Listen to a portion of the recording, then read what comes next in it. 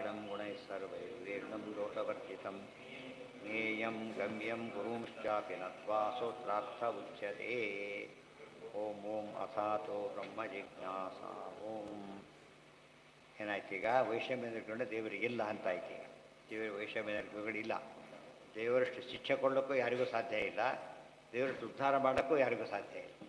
ಅನುಗ್ರಹ ಮಾಡಿದರೆ ಮುಕ್ತಿ ಕೊಡ್ತಾರೆ, ಆಗ್ರಹ ಮಾಡಿದರೆ ಅಂಧಂತ ಮಸಿಗೆ ಆಗ್ತಾರೆ. ಇವಾಗ ಜೈಲಿಗೆ ಯಾರ್ಯಾರು ಹಾಕಾಗಿಲ್ಲ. ಅಕಸ್ಮಾತ್ ರೂಮಲ್ಲಿ ಕೂಡ ಹಾಗೆ ನೋಡಿ ಸರ್ಕಾರ ಬಂದು ಇವ್ರನ್ನ ಅರೆಸ್ಟ್ ಮಾಡ್ತಾರೆ. ನೀವು ಕೂಡ ಅದೇ ಅಧಿಕಾರ ಎಲ್ಲಿ ನಿಮಗೀಗ? ಯಾರು ಹಾಕೋದು? ಸರ್ಕಾರ ಮಾಡ್ಬೋದು ಜೈಲಲ್ಲಿ, ಇಲ್ಲಿ ಉಳಿದವ್ರು ಮಾಡೋಕ್ಕೆ ಬರೋದಿಲ್ಲ ಅದನ್ನು. ಅದೇ ರೀತಿಯೇ ಅಂಧಂತ ಕೊಡೋ ಶಕ್ತಿ ಇರೋದು ಯಾರಿಗೆ? ಸ್ವಾತಂತ್ರ್ಯನ ಪರಮಾತ್ಮನಿಗೆ. ಮುಕ್ತಿ ಕೊಡೋ ಶಕ್ತಿ ಇರೋದು ಯಾರಿಗೆ? ರಿಲೀಸ್ ಮಾಡೋ ಹಕ್ಕು ಅವರಿಗಿದೆ, ಅರೆಸ್ಟ್ ಮಾಡೋ ಹಕ್ಕು ಇದೆ. ಪರಮಾತ್ಮನಿಗೆ ಏನು ಬೇಕಾದ್ರೂ ಮಾಡಬಲ್ಲ. ಆದ್ದರಿಂದ ಆದರೆ ನೋಡಿ, ಒಬ್ಬ ಎಂಥ ಶಿಕ್ಷೆ ಕೊಡ್ತಾನೆ, ಎಷ್ಟು ಕ್ರೂರಿ ಅನಿಸುತ್ತೆ, ಎಷ್ಟು ಅನುಗ್ರಹ ಮಾಡ್ತಾನೆ, ಭಾರಿ ಕರುಣಾಳು ಅನ್ನಿಸ್ತಾನೆ. ಆದರೆ ದೇವರು ಏನಾಗಿದ್ದ, ಇಷ್ಟಾದರೂ ಕೂಡ ಏನೋ ನಿಷ್ಪಕ್ಷ, ಕ್ರೂರಿನೂ ಹೌದು ದೇವರು, ಕ್ರೂರಿನೂ ಹೌದು, ಭಾರಿ ಕರುಣಾಳೂ ಹೌದು. ಅದು ಸುಮ್ಮನೆ ಎದ್ದುಬಿಟ್ರೆ ದೋಷ ಆಗ್ತಾಯಿತ್ತು. ಅವರ ದೋಷಕ್ಕೆ ತಕ್ಕಂತೆ ಕ್ರೂರಿ, ಅವರ ಗುಣಕ್ಕೆ ತಕ್ಕಂತೆ ಕರುಣಿ, ಆದ್ದರಿಂದ ಸಮಸ್ಯೆ ಬರೋದಿಲ್ಲ. ಅದನ್ನು ಹೇಳಿದರು. ಓಂನ ಕರ್ಮ ವಿಭಾಗಾತ್. ಕರ್ಮ ಹೇಗೆ ವಿಭಾಗ ಮಾಡ್ತೀರಿ ಅಂತ ಕೇಳಿದರೆ ಏನು ಯೋಚನೆ ಮಾಡಬೇಕಾಗಿಲ್ಲ. ಕರ್ಮ ಅನಾದಿ ಆದ್ದರಿಂದ ಇವತ್ತು ನಿನ್ನೆ ಕರ್ಮ ಆದರೆ ಒಂದು ಸ್ಟೇಜಲ್ಲಿ ಸ್ಟಾಪ್ ಆಗಿಬಿಡ್ತಾ ಇತ್ತು. ಅನಾದಿ ಕರ್ಮವಾದ್ದರಿಂದ ಆ ವ್ಯವಸ್ಥೆ ದೇವರಿಗೆ ಗೊತ್ತು. ಎಷ್ಟೋ ಫೈಲ್ ಇರುತ್ತೆ ಆಫೀಸ್ನಲ್ಲಿ, ಗೊತ್ತಾಯ್ತಾ? ನಮ್ಮದನ್ನು ನಾವು ಕಷ್ಟಪಟ್ಟು ಕೇಳ್ಕೊಂಡು ನಮ್ಮ ಬ್ಯಾಲೆನ್ಸ್ ಬ್ಯಾಂಕ್ ಬ್ಯಾಲೆನ್ಸ್ ಹೇಗೆ ಕೇಳೋದಿಲ್ಲ, ನಮಗೆ ಗೊತ್ತಿರೋ ಹೆಚ್ಚು ಕಡಿಮೆ ಆಗಿರುತ್ತೆ, ಅಲ್ಲಿ ಎಂಟರ್ ಆಗಿರುತ್ತೆ ಕರೆಕ್ಟಾಗಿ. ಆ ರೀತಿ ಕೇಳೋ ವ್ಯವಸ್ಥೆ ದೇವರು ಮಾಡ್ತಾನೆ. ಇತಿ ಶ್ರುತಿ ಪುಣ್ಯ ಪಾಪಾದಿಕಂ ವಿಷ್ಣು ಕಾರಯೇತ್ ಪೂರ್ವಕರ್ಮಣ ಅನಾದಿತ್ವಾತ್ ಕರ್ಮಣಶ್ಚ ನ ವಿರೋಧ ಕಥಂಚನ ಇತಿ. ಇವತ್ತು ನಮಗೆ ಪೂರ್ವಕರ್ಮದ ಕಾನ್ಸೆಪ್ಟ್ ಒಂದಿದೆ. ನಿನ್ನೆ ಮೊನ್ನೆ ಇಂಥ ವ್ಯವಹಾರ ಮಾಡ್ತೇವೆ, ಇಷ್ಟು ನಮಗೆ ಗೊತ್ತು. ತುಂಬ ಹೋಗ್ಬಿಟ್ಟು ನಮಗೆ ಗೊತ್ತಾಗೋದಿಲ್ಲ. ಆದರೆ ದೇವರು ಏನು ಮಾಡ್ತಾನೆ, ಪ್ರತಿ ಕ್ಷಣದ ಹಿಂದೆ ಒಂದು ಕರ್ಮ ನಮಗೆ ಎರಡೆರಡು ಕೆಲಸ ಕೊಡೋದು. ಒಂದು ಕರ್ಮ ಅನುಭವಿಸ್ತಾ ಇದ್ದೇವೆ ನಾವೀಗ, ಇನ್ನೊಂದು ಕರ್ಮ ಮಾಡ್ತಾ ಇದ್ದೇವೆ ಜೊತೆಗೆ. ಇನ್ನೊಂದು ಕರ್ಮ ಒಟ್ಟೊಟ್ಟಿಗೆ ಮಾಡ್ತಿರೋದು. ಈಗ ಬರೀ ಅನುಭವಿಸೋದು ಅಷ್ಟೇ ಆಗಿದೆ. ಏನಾಗ್ತಿತ್ತು, ಒಂದು ಪಾಯಿಂಟೇ ಕರ್ಮ ಮುಗಿದೋಗ್ಬಿಡ್ತಾ ಇತ್ತು. ಕರ್ಮ ಅನುಭವದ ಜೊತೆ ಇನ್ನೊಂದು ಕೆಲಸ ಮಾಡ್ತಾ ಇರ್ತಾರೆ. ಪ್ರತಿ ಕರ್ಮದ ಭೋಗದ ಜೊತೆಗೆ ಇನ್ನೊಂದು ಕರ್ಮದ ಆರಂಭ ಕೂಡ ಆಗುತ್ತೆ. ಆದ್ದರಿಂದ ಎಂಡ್ಲೆಸ್ ಆಗಿಬಿಡುತ್ತೆ ಕೊನೆ. ಇದು ಕರ್ಮದ ವ್ಯವಸ್ಥೆ. ಅದು ಇದೆಲ್ಲ ಡೀಟೇಲ್ಸ್ ಯಾರಿಗೆ ಗೊತ್ತು? ದೇವ್ರಿಗೆ ಗೊತ್ತು.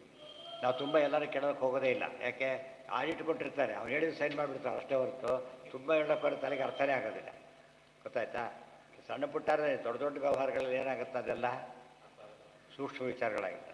ನೀವು ಹೇಳಿದ್ರೆ ಸರಿ ಅಂದ್ಬಿಡ್ತಾರೆ ಅಷ್ಟೇ. ದೇವರ ಗಂಡವ್ರನ್ನೇ ಒಪ್ತೀವಿ ನಾವು, ದೇವ್ರನ್ನ ಒಪ್ತಾ ಇರೋಕ್ಕೆ ಸಾಧ್ಯ ಆಗುತ್ತಾ? ಯಾತಕ್ಕೆ? ಅದು ಸರ್ವಜ್ಞ ಸರ್ವಶಕ್ತ ಎಲ್ಲ ಗುಣ ಹೇಳಿರೋದ್ರಿಂದ ಇನ್ನೇನು ಹೇಳಬೇಕಾದ ಕಾರಣ ಇಲ್ಲ. ನಚ ಕರ್ಮ ಅಪೇಕ್ಷ ಪೂರ್ವಕರ್ಮ ಅಂದ್ರೆ ಅದೇನೆ ಹಿಂದಿನ ಕರ್ಮ. ನಿನ್ನೆ ಇವತ್ತಿನಿಗೆ ನಿನ್ನೆ, ಮೊನ್ನೆ ನಿನ್ನೆಗೆನ್ನೆ, ಅದು ಇನ್ನೇನು ಹೋಗ್ತಾ ಹೋಗ್ತಾ ಹೋಗ್ತಾ ಕಾಲ ಹಿಂದಕ್ಕೆ ಹೋಗುತ್ತೋ ಕರ್ಮ ಕೂಡ ಹಿಂದಕ್ಕೆ ಹೋಗಕ್ಕೆ ಶುರುವಾಗುತ್ತೆ.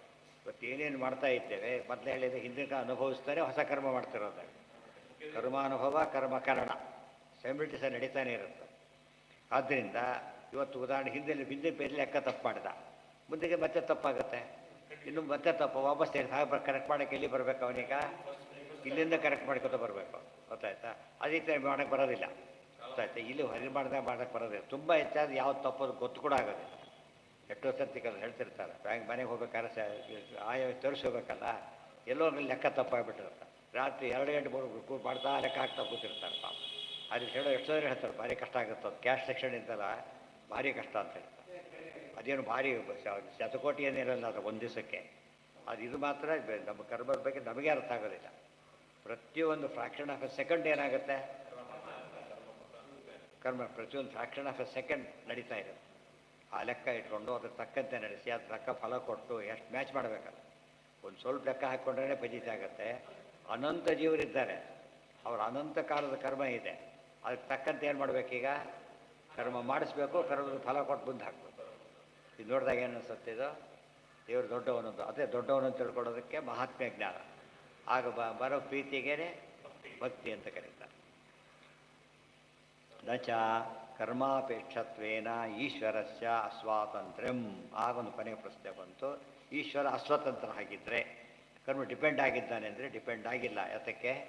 ಅಧೀನ ಇದೆ. ವೆಹಿಕಲ್ಲಿ ಬ್ರೇಕ್ಲೆಸ್ ಆಯಿತು, ಬ್ರೇಕ್ ಫೇಲ್ ಆಯಿತು, ಆವಾಗ ಕಾರ್ ಅಧೀನ.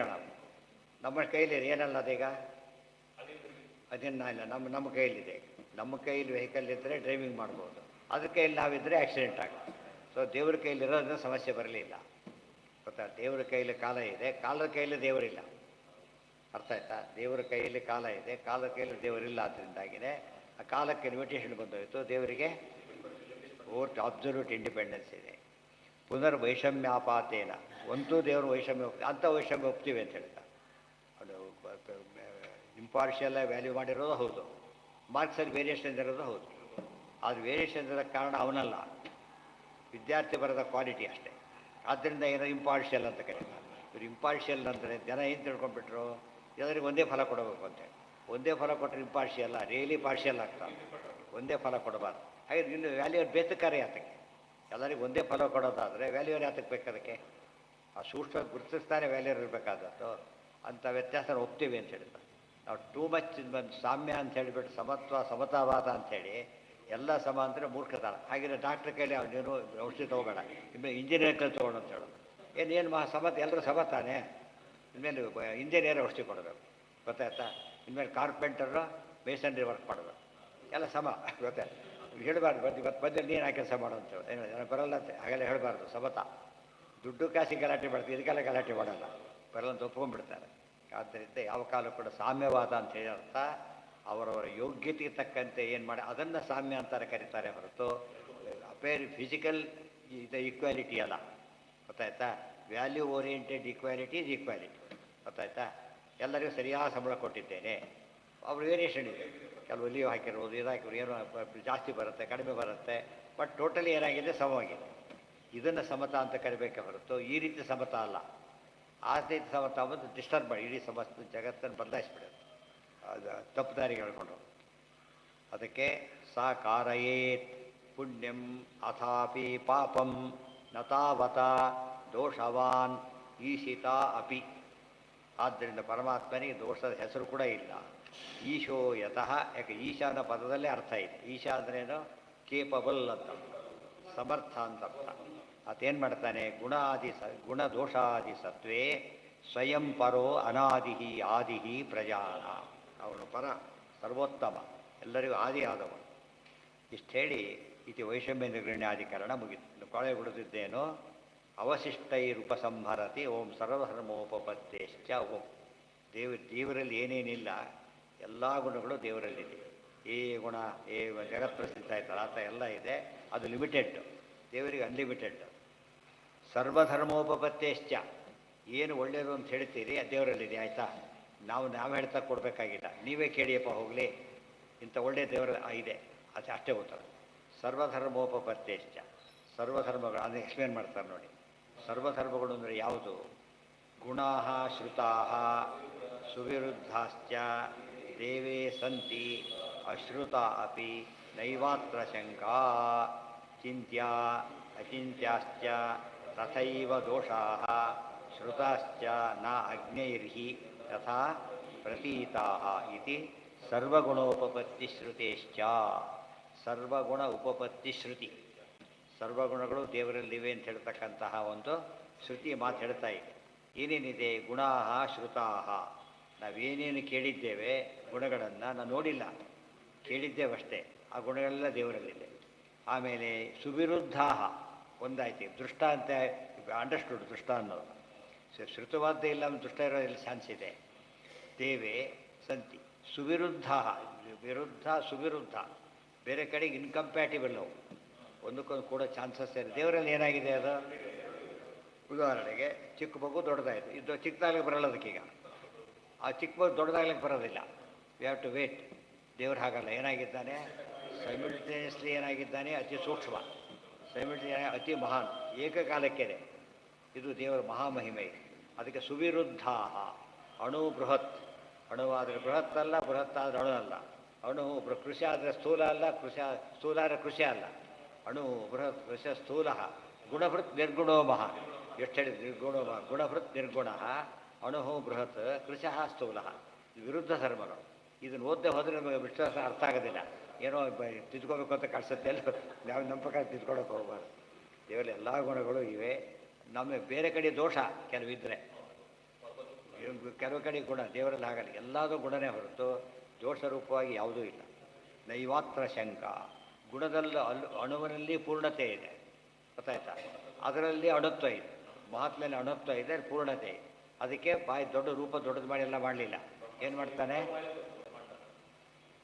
ನೋಡಿ, ಅಷ್ಟು ಸೂಕ್ಷ್ಮ ಇದ್ದರೆ ಇಡೀ ಜಗತ್ತು ಕಾಣಬೇಕು, ಸೂಕ್ಷ್ಮದಲ್ಲೇ. ಇವತ್ತು ನಾವು ಜೂಮ್ ಮಾಡಿ ನೋಡ್ತೀವಲ್ಲ, ನಮಗೆ ಅಷ್ಟು ಕೆಪಾಸಿಟಿ ಇದೆ ಅಷ್ಟೇ. ಜೂಮ್ ಮಾಡೋದು, ಚಿಕ್ಕದು ಮಾಡೋದು ಎಲ್ಲ ನಿಮ್ಮ ಮನೆ ನೋಡ್ಕೋಬೋದು, ಗೂಗಲ್ನಲ್ಲಿ ನೀಟಾಗಿ ನೋಡ್ಬೋದು. ಅದೇ ರೀತಿ ಇಡೀ ಇದನ್ನು ನೋಡ್ಬೋದು. ಏನೂ ಕಾಣಬಹುದು, ಅಕ್ಷರ ಕಾಣದಂತೆ ನೋಡ್ಬೋದು. ಪ್ರತಿ ಊರ ಹೆಸರು ಬರ ನೋಡ್ಬೋದು. ಅದೇ ಇದು ಮ್ಯಾಜಿಕ್ ಇದು. ಯಾವುದೋ ಅದು ಕೈಯಲ್ಲಿ ಇರೋ ಇಷ್ಟೇ ಇರೋದು. ದೊಡ್ಡ ಮೊಬೈಲು ಅಂತೇಳಿ ಚಿಕ್ಕ ಮೊಬೈಲು ಅಂತ ಏನಿಲ್ಲ.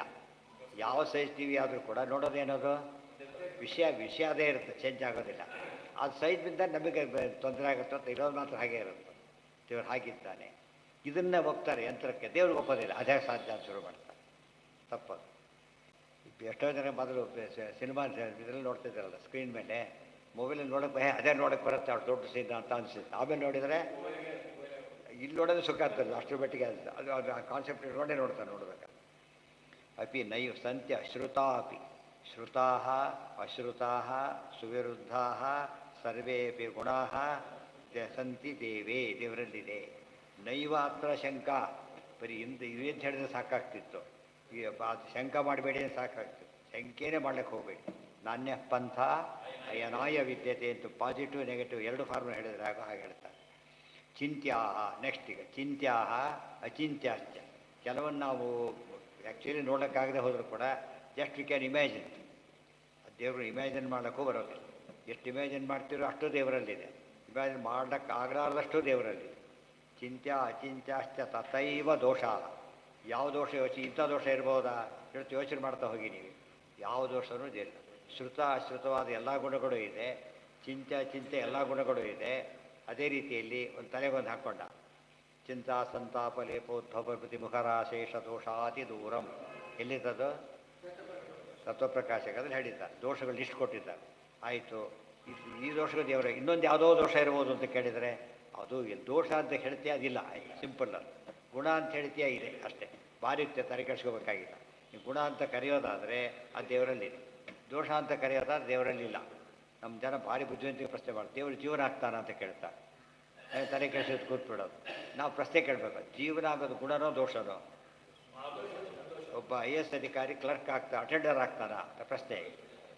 ಅಟೆಂಡರ್ ಆಗ್ತಾನ? ಆ ರೀತಿ ಯೋಚನೆ ಮಾಡ್ತೇವೆ. ಆದರೆ ದೇವರು ಎಂಥ ಏನಾಗಿದ್ದಾನೆ? ನಮ್ಮ ಪ್ರಶ್ನೆ ಇಷ್ಟೇ, ಗುಣನೋ ದೋಷನೋ ಅಷ್ಟೇ. ಅಟೆಂಡರ್ ಆಗೋದು ಗುಣನೋ ದೋಷನೋ? ದೇವರಲ್ಲಿ ಇಲ್ಲ. ಅದು ಜೀವನ ಆಗೋದು, ಜೀವ ದುಃಖಿ ಅವನು, ಅವನ್ಯಾಕೆ ಆಗ್ತಾನೆ? ಗುಣನ ದೇವರಿದ್ದಾನೆ. ಗುಣ ಅಂತ ಹೇಳೋದಾದರೆ ದೇವರಲ್ಲಿದೆ. ನಿಮ್ಮ ಪ್ರಕಾರನೇ ಹೇಳು, ಫಸ್ಟ್ ನಿಮ್ಮ ಪ್ರಕಾರ ಹೇಳು. ಅವ್ನು ಆಕ್ಷೇಪಣೆ ಮಾಡೋಂಗಿಲ್ಲ. ಹಾಗಿದ್ರೆ ಅವ್ನು ದೋಷ ಅಂತ ಹೇಳೋದಾದರೆ ಮತ್ತೆ ಉತ್ತರ ಕೊಟ್ಬಿಟ್ಟಿದ್ದೀರ ನಾವೀಗ. ಏನಂತ?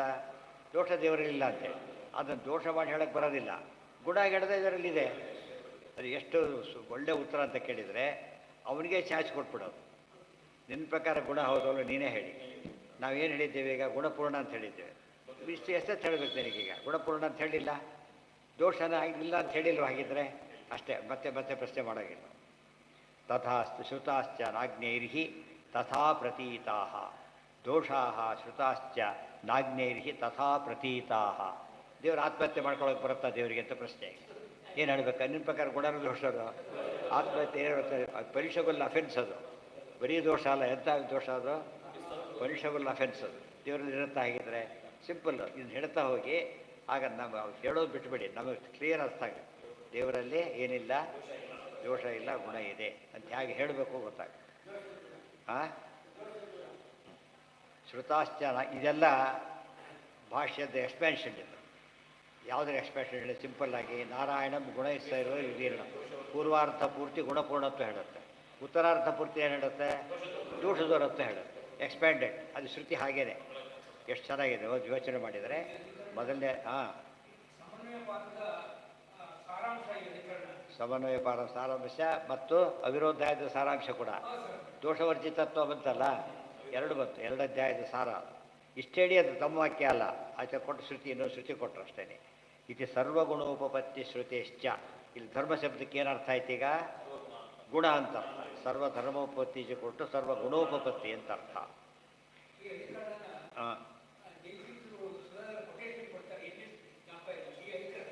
ಬೇಕಾಷ್ಟು ಬರ್ತೀವಿ. ಬೇಸಿಕ್ ಕೊಟೇಶನ್ ಇದು ಗೊತ್ತಾಯ್ತಾ? ಇದು ಸರ್ವಧರ್ಮೋಪತ್ತಿ ಅಧಿಕರಣ. ಇತಿ ಶ್ರೀಮದ್ ಆನಂದತೀರ್ಥ ಭಗವತ್ಪಾದಾಚಾರ್ಯ ವಿರಚಿತೆ ಶ್ರೀಮದ್ ಬ್ರಹ್ಮಸೂತ್ರ ಭಾಷ್ಯೆ ದ್ವಿತೀಯಾಧ್ಯಾಯಸ್ಯ ಪ್ರಥಮಃ ಪಾದಃ. ಅವಿರೋಧ ಮೊದಲನೇ ಅಧ್ಯಾಯ ಮುಗಿತು. ಇಂಥ ವಾಕ್ಯ ಬೇಕಾಷ್ಟು ಕೆಳಗೆ ಕೊಟ್ಟಿದೆ ಅದನ್ನು. ಅದಕ್ಕೆ ವಾದಿರಾಜ ಸ್ವಾಮಿ ಪ್ರಾಕ್ಟಿಕಲ್ ಎಕ್ಸಾಂಪಲ್ ಕೊಡ್ತಾರೆ. ಏನು ಅಂದರೆ ವಿರುದ್ಧ ಧರ್ಮಧರ್ಮಿತ್ವ, ವಿರುದ್ಧ ಧರ್ಮ ಸರ್ವಾಂತರ್ಯಾಮಿತಾಂ ತಥಾ. ಪರಸ್ಪರ ವಿರುದ್ಧದರು. ಸಿಂಹ ಆದರೆ ಸಿಂಹನ ಹೌದು, ಆದರೆ ಮುಂಡ ಸಿಂಹ ಇಲ್ಲ. ಒಂದು ನರನ ಹೌದು, ಅದರ ಸಲೆ ಅದಿಲ್ಲ. ಅದು ವಿರುದ್ಧ ಧರ್ಮಿತ್ವ. ಆ ರೀತಿ ಕಾಂಬಿನೇಷನ್ ಎಲ್ಲಿಂದ ಬಂತು? ದೇವರು ಮಾತ್ರ ಮಾಡೋಕ್ಕೆ ಸಾಧ್ಯ, ಬೇರೆ ಅದಕ್ಕಿಲ್ಲ. ಇವತ್ತು ಸಿಂಹ ಎಲ್ಲರೂ ನೋಡಿದ್ದಾರೆ, ಮನುಷ್ಯ ನೋಡಿದ್ದಾರೆ. ನರಸಿಂಹ ಯಾರು ನೋಡಿದ್ದಾರೆ? ಯಾರು ಮಾಡಿದ್ದು ಅದನ್ನು? ತಾನೇ ಮಾಡಿದ್ದೆ. ಅದು ವಿರುದ್ಧ ಧರ್ಮಿತ್ವ. ಸರ್ವಾಂತರ್ಯಾಮಿತ ಹೇಗೆ ಗೊತ್ತಾಯಿತು? ಕಂಬದೊಳಗಿದ್ದಾನೆ ಅಂದರೆ ಏನಾಯ್ತು ಅಲ್ಲಿಗೆ? ಸರ್ವಾಂತರ್ಯಾಮಿತ ಬಂತು. ಕಂಬದೊಳಗಿಂದ ಬಂದ ಸರ್ವಾಂತರ್ಯಾಮಿ, ನರಸಿಂಹನಾಗಿ ಬಂದ ವಿರುದ್ಧ ಧರ್ಮಿತ್ವ. ದೇವರ ಮಹಿಮೆ ಗೊತ್ತಾಯ್ತಾ? ನರಸಿಂಹ ಅದ್ಭುತ ಸ್ತಂಭ ಸಂಭೂತಃ ಸ್ಫೋರಯತ್ಯಸೌ. ಕಂಬದಿಂದ ಕಾಣಿಸಿಕೊಂಡ ನರಸಿಂಹ ಎರಡನ್ನೂ ಒಟ್ಟಿಗೆ ತೋರಿಸಿಬಿಟ್ಟ ಅಂತೇಳಿ. ಸರ್ವಾಂತರ್ಯಾಮಿತ್ವನೂ ತೋರಿಸಿದ, ವಿರುದ್ಧ ಧರ್ಮಿತ್ವನೂ ತೋರಿಸಿದ. ಆದ್ದರಿಂದ ಇದು ಪ್ರಾಕ್ಟಿಕಲ್. ಇದು ಸುಮ್ಮನೆ ಹೇಳ್ತಾರೆ, ಇದು ಒಂದು ದೃಷ್ಟಾಂತ ಬೇಕಲ್ಲ ಅಂದರೆ ದೃಷ್ಟಾಂತ ಕೊಟ್ಟೇ ಇಲ್ಲ. ಇತಿ ಸರ್ವಗುಣೋಪಪತ್ತಿ ಶ್ರುತೇಶ್ಚ ಇತಿ ಶ್ರೀ ಸರ್ವಧರ್ಮೋಪಪತ್ತಿ ಅಧಿಕರಣಂ ಕೃಷ್ಣಾರ್ಪಣವಸ್ತು ಮುಗಿತು. ದ್ವಿತೀಯ ಪಾದ ನಾಳೆಯಿಂದ, ನಾಡಿದ್ದು ದ್ವಿತೀಯ ಪಾದ.